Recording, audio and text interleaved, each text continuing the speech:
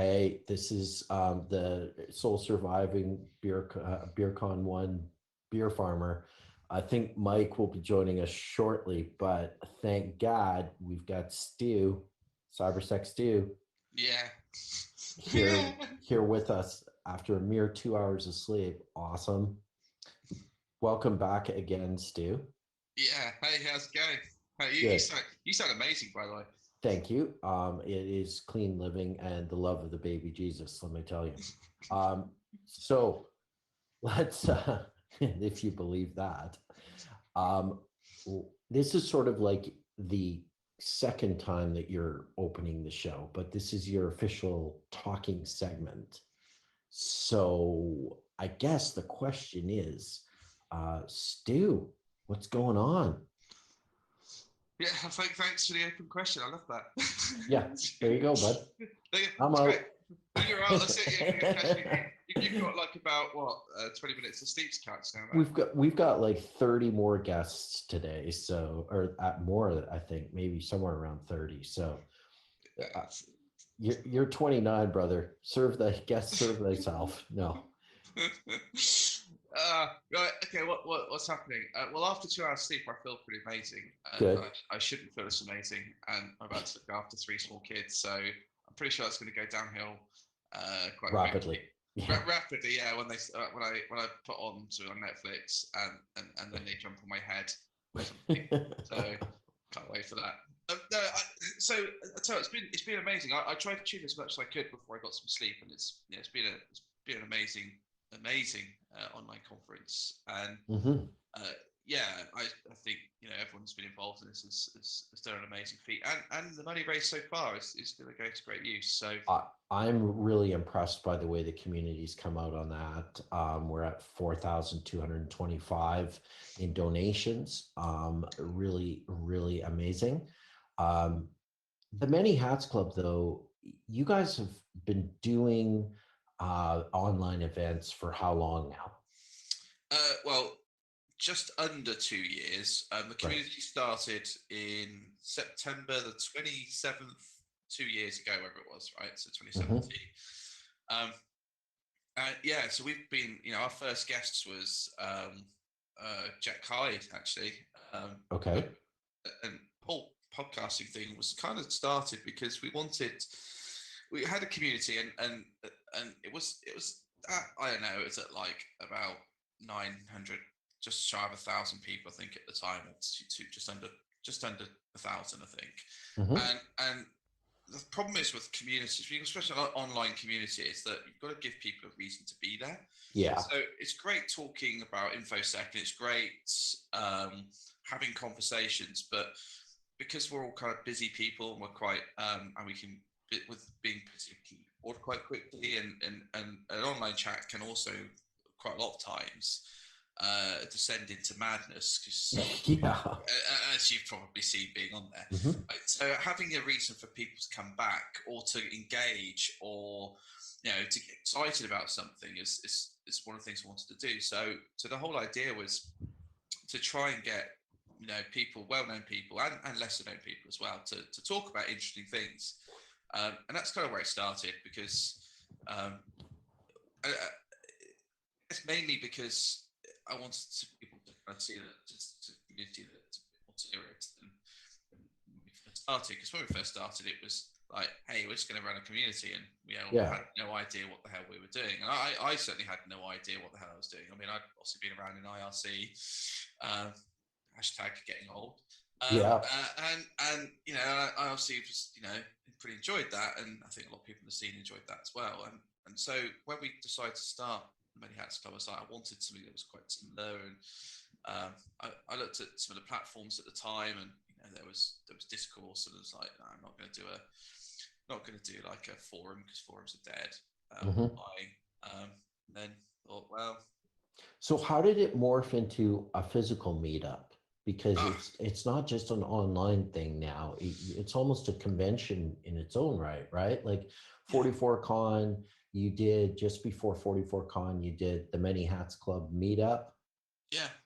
Yeah. You talk at our first meetup, actually, didn't you? The very first one.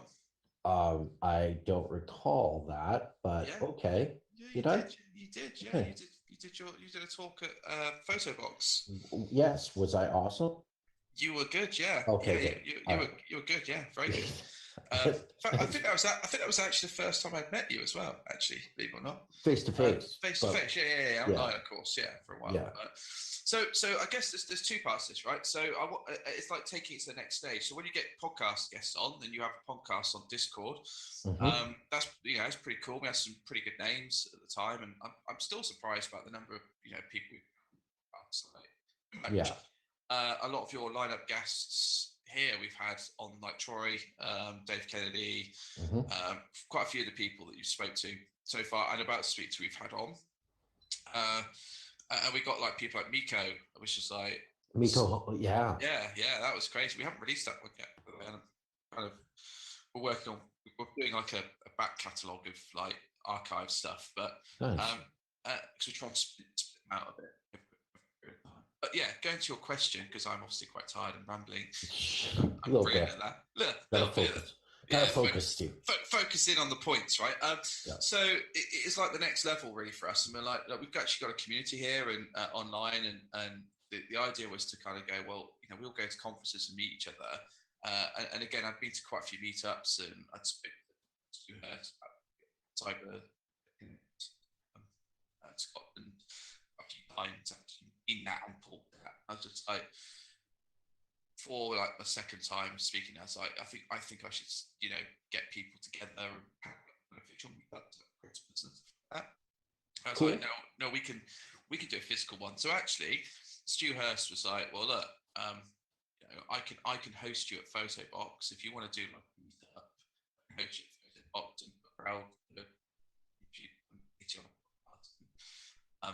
He was like, hey, if you're going to do, we'll sponsor that with Phil at the time, and we just kind of made it happen. It just kind of happened, and then I got speakers like myself, and obviously I think Stu did a talk as well, and there was Chrissy did the other one. Yeah.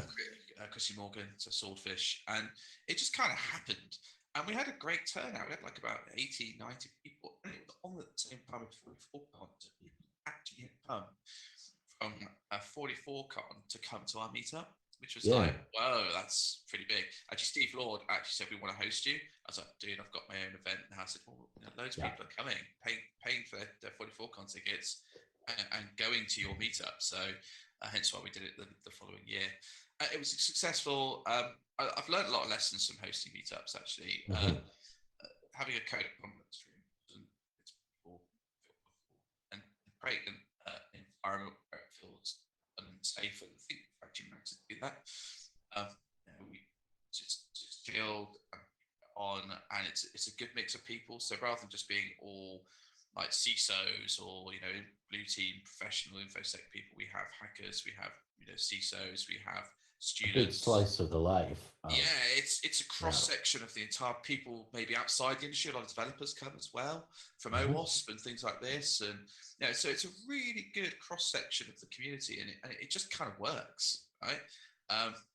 So yeah, we're quite lucky in that sense that we can transcend the online community and do meetups. We tried a con, and I'm quite proud to say that failed. Because the reason I'm quite proud to say that failed is because the venue went bust, so we would have lost all the money. Oh, really? Yeah. They actually literally went into administration like about 4 weeks ago. Oh, that's shitty.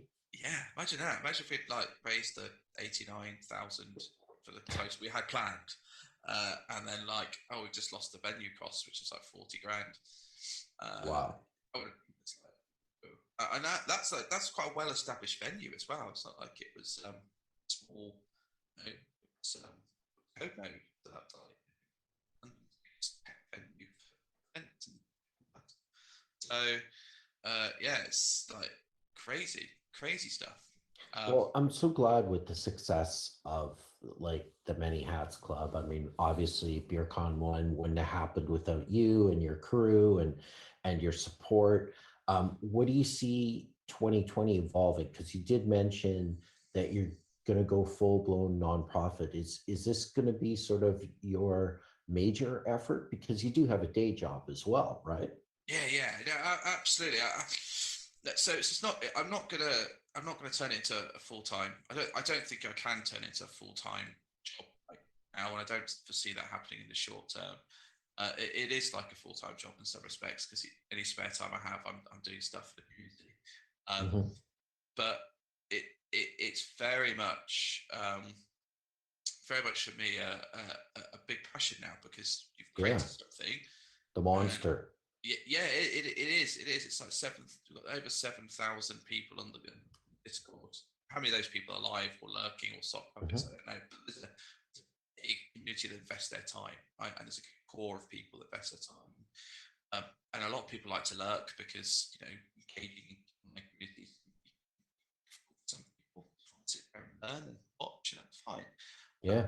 but, but but the non-profit bit for me is quite important because I think it, we know we can raise money for good causes. So last year we Hmm. raised, I think it was like just shy of 6 grand.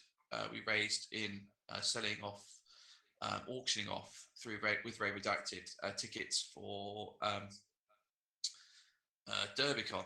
We Yeah. raised like, money for Dying Initiative, Innocent Orc, and actually Healthy Hackers as well. Actually, we Hmm. raised just under like 5, 6. I think it was like just under 6 or 5, which is like for a community, it's not really that. That was just crazy. Somebody paid like 1900 for Derbycon. Yeah. Just like um, so and that was thanks to the kindness of Dave Kennedy gifting us after the podcast 5 tickets.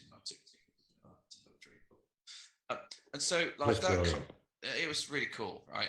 And he was massively behind it. So and so we're quite lucky in that sense. And I guess the idea is that we do want to do like more things like this where we can raise money for good causes and maybe do our own fundraisers and just help. And the money goes to help people in the community, so other causes that we support, Hmm. or invest money to there's plans to like build like labs, proper labs for people who are just Yeah. starting out to test. So we're not going to be like a hack the box or a immersive lab, but just like just an area where we can test theories out, or we can do some work on how do you how do you do things, or how do you um, like maybe start out in information security, how do you do proper pen testing, maybe in a proper environment, Yeah. corporate Well, environment, all the flaws that it has. it's really about the community coming together, sharing knowledge. And so if somebody wants to join the Many Hats Club, do they have to pay the $150 membership per year fee as well as the facilitation and booking fee?